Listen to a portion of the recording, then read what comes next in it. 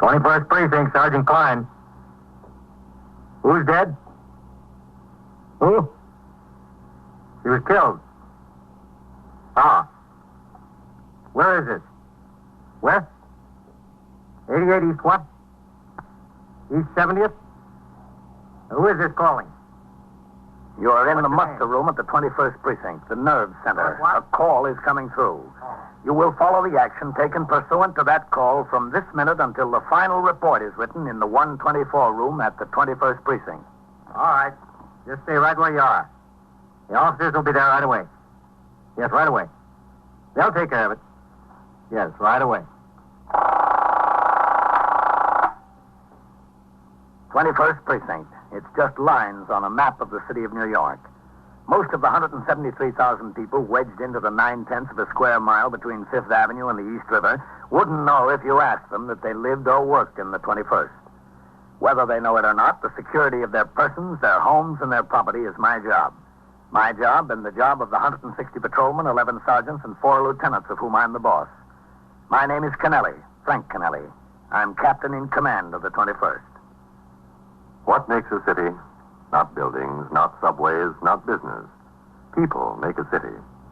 From dawn to midnight, from midnight to dawn, people will pour their lives together and stir up the city, where even love can lead to death. I was working my 8 a.m. to 6 p.m. tour. When I arrived at the station house, I signed the blotter and read over reports and communications that had accumulated since I went off duty 24 hours previously. Sharply at 8, I walked into the muster room and turned out the platoon for the day tour. As the men marched out the door to take over their posts, Sergeant Burns, the patrol sergeant, indicated he wanted to see me. I came around from behind the desk where Lieutenant Gorman was on duty as desk officer and Sergeant Klein on the boxes, and crossed to my office. Sergeant Burns was waiting inside. Morning, Captain. Hello, Sergeant. Well, what is it? Bolney went sick this morning, Captain. Yes, I noticed it on the roll call. What about it? Well, he's been riding in Sector Car 2 with Warren. Yes, I know it. Listen, what's this UF-61 here? It says a radio stolen from a parked car. What kind of radio? And where was the car parked? I can't sign a report like that and send it on to division. Was that on my tour, Captain? Yesterday, yes. Don't you look these things over before they're written up? How did he get by you? Whose is it? Parker. Check his memorandum book and see if he's got the facts himself. If he hasn't, get on his tail. Yes, sir. All right. What about Bolney? Well, he's been riding as a recorder in Sector Car 2 with Warren. Yes. I noticed they hadn't been getting along so well together, always scrapping about who's going to take what pinch and so forth. No complaints to me, but I could see this had been going on. I warned them that I'd split them up if they didn't knock off. Well, it kept going on. After the tour yesterday, I told them I was going to put them both on fixed posts today. And Bolney went sick this morning? Yes, sir. Well, how about Warren? He's swinging. You think Bolney's malingering? He looked all right yesterday afternoon, Captain. Did he? Yes, sir. Sergeant Klein. Sergeant, get me the reserve surgeon, will you? Yes, sir. Captain, looks like we've got a bad homicide. Where? The boy's hopping, Captain. I got 4 or 5 calls. All right, I'll be out. Says it looks like we've got a bad homicide. Where's that? I don't know. The board's jammed up. That's right, 88 East 70th. Right. That's all we know about it. Call came through CB. I caught it on the air. Okay. I'm sorry, Captain. That's all right. What do we got? It came over the air as a Signal 32 ambulance responding. I rang down to CB and they told me a woman called in, the maid apparently. She got to work this morning and found the lady's body. Homicide for sure? She was a little hysterical, that's what they gathered. No name? No, sir, not yet. Well, did you notify the detectives? Yes, sir, just now. That's the press again. They've been burning in here since the call was put out. 88 East 70th, that's the good address. 21st Precinct, Sergeant Klein. Let's take a ride over there, Morley. Yes, sir. Look, you know as much about it as we do. Call didn't even come through here. The detectives are just now on the way. I just know I about gave instructions to the desk officer to reach the surgeon on reserve by telephone with a request to visit the home of Patrolman Bolney, who reported sick under circumstances which indicated he might be attempting to evade disagreeable duty. Then with Sergeant Burns, I drove to 88 East 70th Street, the scene of the reported homicide. The house was a 4-story white stone mansion built early in the century and converted within the last 10 years to an apartment building, 1 apartment on each floor. One of the sector men had been posted at the street door to keep the curious out of the entrance hall. He told us the occurrence did, in fact, appear to be homicide. We went inside and took the small self-service elevator to the 3rd floor. The door to the apartment was standing wide open. The place was magnificently furnished. There were thick wall-to-wall carpets. I went over to talk to the maid who sat on the living room couch. She still wore the hat she had on when she arrived at work. Oh, Miss Edith. I'm Captain Kennelly. She was so beautiful, so beautiful. To walk in the bedroom like that and find her sprawled out, cold. Did you call the police? Yes, sir. I called the police. When I first opened the door of the apartment, I knew there was something the matter. I knew it. The television was on, newspapers, grasses were all over the front room, ashtrays full up. Miss Edith never left anything like that. Looks pretty straightened up in here now. Yes, sir. I turned off the television and picked up a little. Then I walked back to the kitchen. That's when I saw her. The minute I saw her, I knew it. Laying on the floor there in the bedroom, just stretched out. That yellow hair she had all turned everywhere. She always had it so neat. So neat, mister. What's your name? My name? Yes. Doris. Doris Rumsey. Ramsey? No, sir. With an O. My family spell it with an O. Head bashed in like that. Who could do something like that to Miss Edith? She never hurt anybody in the world. Never anybody in the world. So kind and nice. Where do you live, Doris? 134th Street. Where on 134th Street? 46 West. Poor Miss Edith. Poor sweet little thing. Excuse me, Captain. Never hurt Yes? nobody. Ambulance Nobody. cruiser. Only Oh, then you good. better keep them out in the corridor. The fewer people walking around in here, the better. Yes, sir. I'll tell them. Her name was Edith Camden? Yes, sir. Edith Camp. Yes, sir. Mm-hmm. Does she have any family? No, sir. No family. At least not in New York. She comes from Texas. She's got brothers in Texas. 2, I think. Poor, sweet little girl. So sweet. She must have been pretty well off to live in an apartment like this. Did she live here alone? Yes, sir. All alone. She wasn't married. No, sir. Was she ever married? No, sir. Not that she told me. Did she go to business? What do you mean? Well, I mean, did she have a job or anything like that? Oh, no, sir. Not Miss Edith. Well, what did she do? She had a friend, Captain. Oh. Hello, Captain. Oh, hello, man. Doris, this is Lieutenant King. He's in charge of the detectives who'll take over this case. Yes, sir. You tell him everything he wants to know. Yes, sir. Poor Miss Edith. I don't know what I'm going to do without her. I couldn't work for nobody else. Nobody else. Where is it, Captain, in there? Yeah. Let's take a look. You sit here, Doris, all right? Yes, sir. It's all right. I'm not going no place.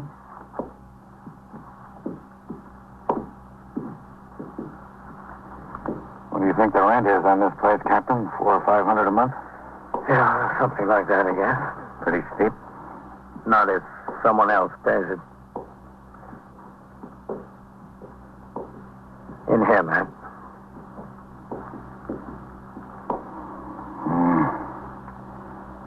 Pretty dress she was wearing. Not torn. She wasn't struggling with anyone.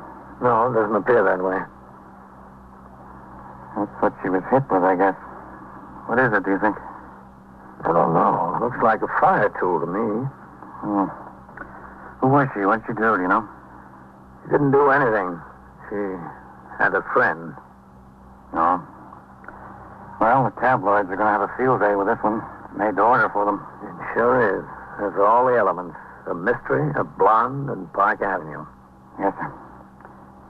Too bad she's not around to read about it. The call had come in at 6 minutes after 8 a.m. It was now 8:25. At the moment, little more was known about the case than what we could see. A striking blonde named Edith Campton was dead from a blow across the base of the skull in the bedroom of her apartment just off Park Avenue. Within minutes, the apartment began to fill up with specialists and experts. Detectives from the Manhattan East Homicide Squad arrived to work with detectives from the 21st Squad. As required, the chief medical examiner and the New York County District Attorney were notified. Latent fingerprint experts and a photographer from the police laboratory were summoned. Superior officers of the detective division, who had been notified in accordance with the manual of procedure, began to arrive on the scene. At 10 minutes before 9, when I left the apartment, the investigation was well underway. I instructed Sergeant Burns to have his men resume patrol as soon as possible. On the street, a considerable crowd had gathered. The press was out in force. I suggested they direct their questions to the chief of detectives, the commander of the Manhattan East Homicide Squad, and the district attorney's office. At 5 minutes after 9 o'clock, I returned to the precinct house. Hello, Captain. Sergeant? Excuse me, this board has been humming. 21st Precinct, Sergeant Klein. Chief who? Oh, he's not here. I haven't seen him. Just a second. Captain, it's the borough commander's office. Did you see Deputy Chief Pope this morning? He was over at the scene of that homicide. Hello. He was over at the scene of that homicide we had. Is he still there, Captain? Well, he was there when I left. He was there when Captain Kennelly left. All right, call his office. I'll tell him, yeah. Hold it, Captain. Hopping. 21st Precinct, Sergeant Klein. Listen, Coley. Somebody called in here and said there was a bus stop stanchion in the second floor hall of 622 East 64th. Well, how should I know? Some drunk must have carried it in there during the night. Walk over there and take a look. Yeah. All right. How should I know how the stanchion got my call? Did you hear from the surgeon on reserve, Sergeant? No, sir, not yet. How's this homicide look? Pretty heavy, Sergeant. Well, that's all we need around here now. Another Lonergan case. What else is doing, Sergeant? A car struck a pedestrian on Lexington Avenue in 60th. Bad? The man got up and walked away from it. Then he decided his back hurt and he went into Metropolitan. Did we hold the driver? No, sir. The man walked out from between two parked cars and right into the side of the automobile. Just giving a summons for faulty brakes. 21st Precinct, Sergeant Klein. The detectives are all out. Can I help you? Well, that's what the detectives are all out on, that homicide. No, I don't know anything more about it. Okay. You're welcome. Some guy from the journal. You'll have that all day, Sergeant. You might as well be ready for it. I know. What's it look like, Captain? What do you mean? Any idea who killed her? Well, I just started looking into it when I left. How was she killed? With a fire tool, apparently. Listen, what time have you got Farrell and Eisman down for their meals? 12:30 to 1 for Eisman, 1 to 1:30 for Farrell, Captain. Well, switch them around because I want the car at 1 to take me downtown to Division. Yes, sir. Let Eisman take his meal at 1 and put him on post until Farrell gets back with the car. She was supposed to be a pretty good-looking head, Captain. Yeah, I imagine she was. And one of those fellows from the press told me she won a beauty contest in Texas 7 or 8 years ago. That's how she first happened to come to New York. Judges picked her unanimously. Texas Venus, they call her. Did they? I wonder what the judges would have called her if they'd seen her this morning. Homicide is, of course, the most serious crime on the books. But it's not very often that detectives are called upon to deal with a murder mystery typical of detective fiction in which the guilty party must be singled out from among a number of known suspects. Nearly all homicides fall into two other categories. Either they're crimes committed in the heat of passion with the killer readily identifiable and easily apprehended, perhaps within minutes after the act, or they're felony murders committed during the course of robbery, burglary, or rape, in which case the killer seldom had any previous connection with the victim. In the case at hand, there was an element of mystery. At 20 minutes past 10 a.m., I had finished reading and signing reports and communications. Captain Kennelly. Sergeant Klein, Captain. The surgeon on reserve is ringing in. Dr. Van Teller? Oh, all right. Hold on, Captain. Captain Kennelly. Hello, Captain. Dr. Van Teller, Chief Surgeon's office. Yes, Doctor. I called at the home of Patrolman Boney. He was in bed. Well, did you examine him? Yes, I did. Did he appear to be malingering? Well, he complained of a pain in his stomach. I see. Well, if anyone can complain of a pain in the stomach, whether they got it or not. But a temperature of 101.5 is a little bit difficult to manufacture. He's sick, all right. Oh, well, what's the matter with him, Doctor? Well, it looks like this virus is coming around. That's what I say it is. How long do you think he'll be out? A couple of days, that's all. All right, Doctor, thank you. Bye, Captain. Goodbye. Much obliged. Captain Kennelly. Sergeant Klein on TS, Captain. Joe Wigan of the news is out here. He wants to see you. Oh, about what? About what, Joe? About the homicide, Captain. Tell him I don't know anything about that. He ought to talk to the detectives. Yes. Captain says he doesn't know anything about it, Joe. Talk to the detective. Oh, just a second. He wants to see you anyway, Captain. All right, tell him to come on in. Yes.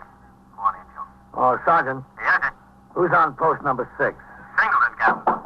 Come in. When he rings in, Sergeant. Yes, sir. Hello, Captain. Leave the door open, Joe. When he rings in, tell him I've got a written complaint from a citizen about a peddler selling fruits and vegetables from a wagon over there. Tell him if he runs across that peddler to check and see if his license is okay. Yeah. Oh, sit down, Joe. Big doings up here today, Captain. Well, I can't tell you anything about it, Joe. I don't know anything. I was only there for a few minutes this morning. What the apartment look like upstairs? Plush? Yeah, it was plush, if you want to call it that, but you better talk to Lieutenant King or the Chief of Detectives or the Homicide Captain. They've got it all over there. We don't know anything here. Well, Captain, I got tired of waiting out on the street. I saw all the big brass going in and none of them coming out. You get tired of standing first on one foot and then the other. What's the deal? Who did her in? Joe, I told you, I don't know anything. You're the captain of the precinct, aren't you? Well, I still don't know anything. What is this, Frank? The Wilhelmstrasse? Somebody's got to know something. Now, be patient, Joe. You've got a morning paper. You've got all day to get your story. You'll get it. I'm embarrassed to call my city editor. Well, don't be embarrassed, Joe. He understands. You'd never know how to talk to him. Get your story out there, Joe. The Chief of Detectives. Excuse me, Captain. Thanks a lot. The muster room was alive with activity. Lieutenant Matt King of the 21st Detective Squad had walked in the door with the Chief of Detectives and the acting captain in command of the Manhattan East Homicide Squad. Close on their heels were reporters from all of the 7 daily papers with general circulation in New York, the Associated Press, and a newsman from CBS Radio. Lurking on all sides were photographers from most of the papers and motion picture cameramen. It was apparent that these top officers had avoided talking to the press at the scene of the homicide, but now they were cornered. I walked out into the muster room where the questions were being fired at a rapid rate. Chief, did the medical examiner fix the time of death? Not yet, not definitely. Sometime during the night. Sure, there is quite a double life. All right, take it easy. Just a second. Quiet. Listen, Chief, we don't have anything for a story yet. Nothing. Give us a break, will you? Well, I'll tell you what we'll do, boys. There's some things we know we can't tell you yet. Give us a couple of minutes to decide what we can tell you, and you'll have a story. Okay? Okay, fair enough. Here's the captain's office. Use it. Coming through, then. Hello, Frank. Chief. Rough deal, huh? Rough? Wicked. Go ahead, help yourself. Come ahead, Frank. Thanks. Listen, give us a break, will you? Yeah, close that door. They'll find a way, those guys. How you been, Frank? Okay, fine. How's Ellen? Good. I'll give them my best.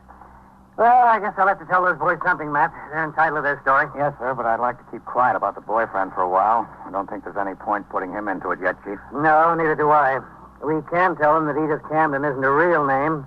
She's just been using it since she came to New York. Yes, sir. What else? Well, she worked as a model. Not a cover girl. No, sir, for a fashion house, then at a store, but I think they know that. How about suspects? Well, who, Chief? Well, supposing I say there's 4 or 5 people we want to talk to, but that we can't divulge any names at this point. Yes, sir, that'd be good. You might want to mention her address and phone book, that we're checking every one of her friends. No, I'd better say acquaintances. Yes, sir. Yes, just that address and phone book ought to make them happy. Always does. 30 detectives assigned to the case. How's that? Fine. They want to know if there was any evidence of her being killed by a burglar or someone who entered the apartment with criminal intent. I think you can tell them that the place wasn't broken into, Chief. Okay. Want them to let them talk to the maid, Matt? I think all they'll want is pictures of her. We can go that far. All right. Guess that about does it. Frank, let's get together some night, huh? Oh, I'd be glad to, Chief. I'll tell Mary to call Ellen and set it up, okay? Fine. Okay, Matt. Throw me to the wolves. Yes, sir.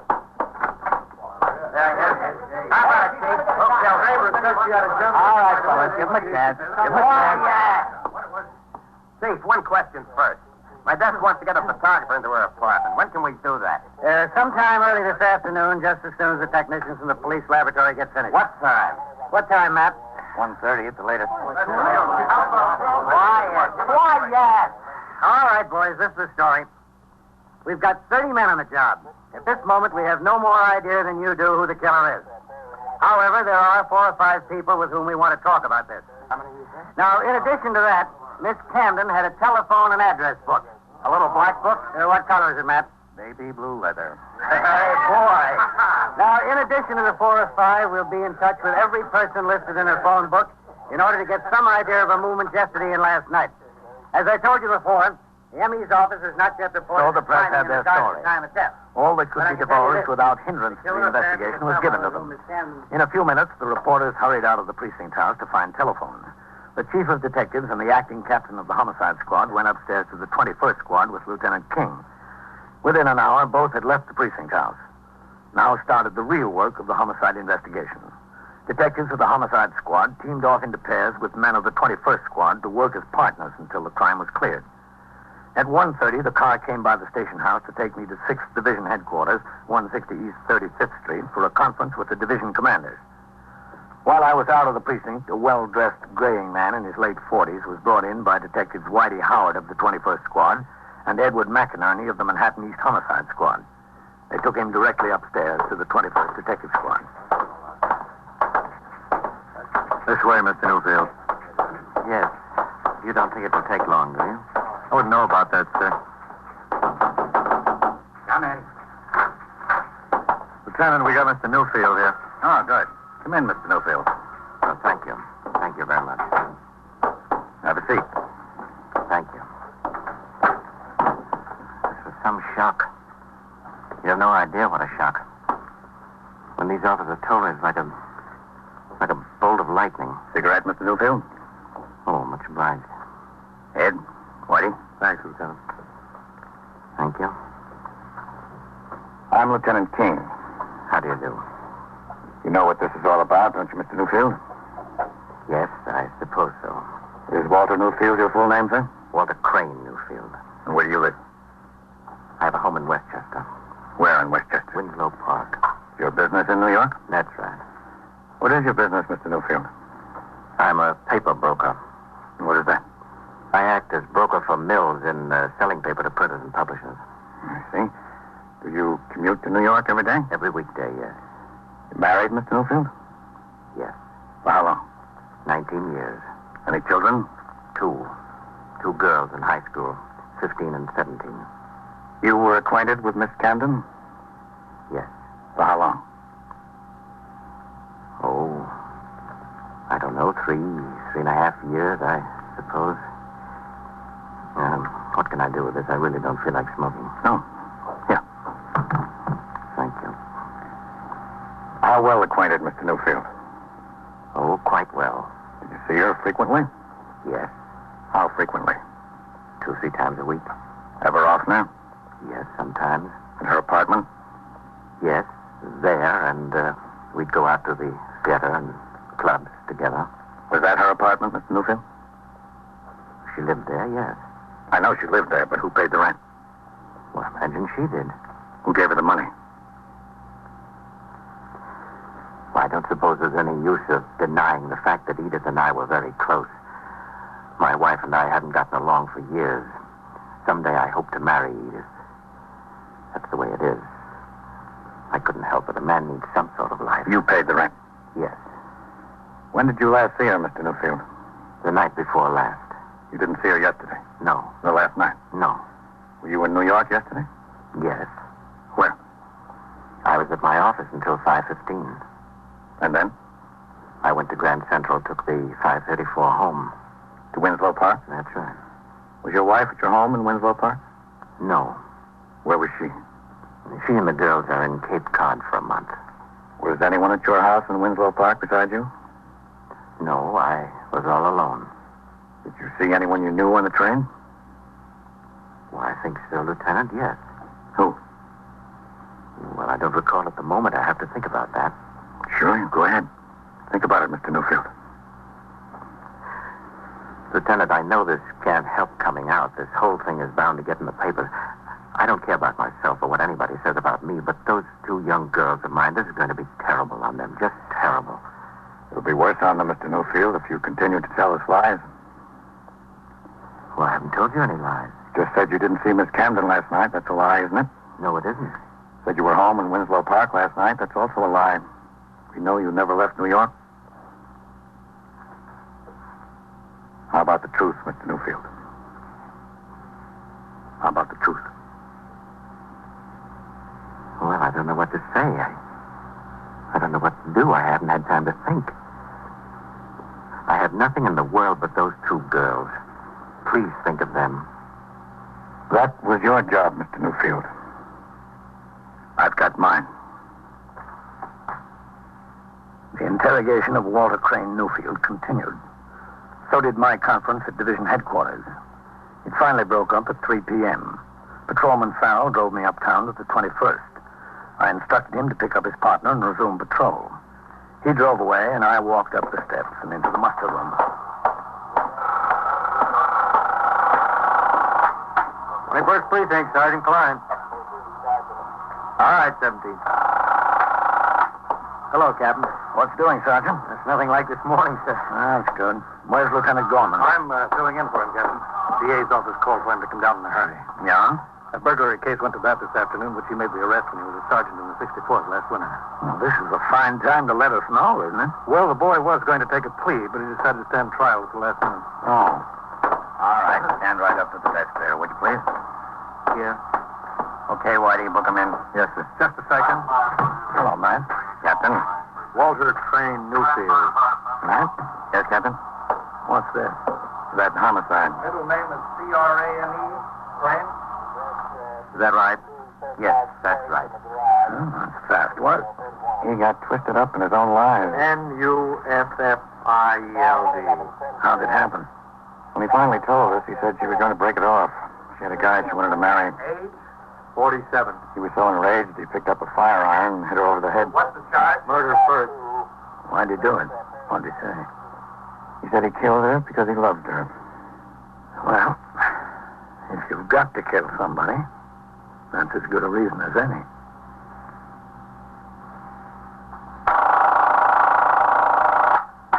First Precinct, Sergeant Klein.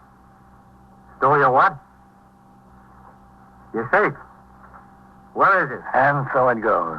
Around the Well, clock, through the week, every day, every year. A police precinct in the city of New York is a flesh and blood merry-go-round. Anyone can catch the brass ring. Or the brass ring can catch anyone. 21st Precinct, a factual account of the way the police work in the world's largest city, is presented with the official cooperation of the Patrolmen's Benevolent Association, an organization of more than 20,000 members of the Police Department, City of New York. Everett Sloan in the role of Captain Kennelly, Ken Lynch as Lieutenant King. Featured in tonight's cast were Lawson Zerby, Wendell Holmes, George Petrie, Joseph Julian, Frank Reddick, Eric Dressler, and Rosetta Lenoir. Written and directed by Stanley Niss, produced for CBS Radio by John Ives. Art Hanna speaking.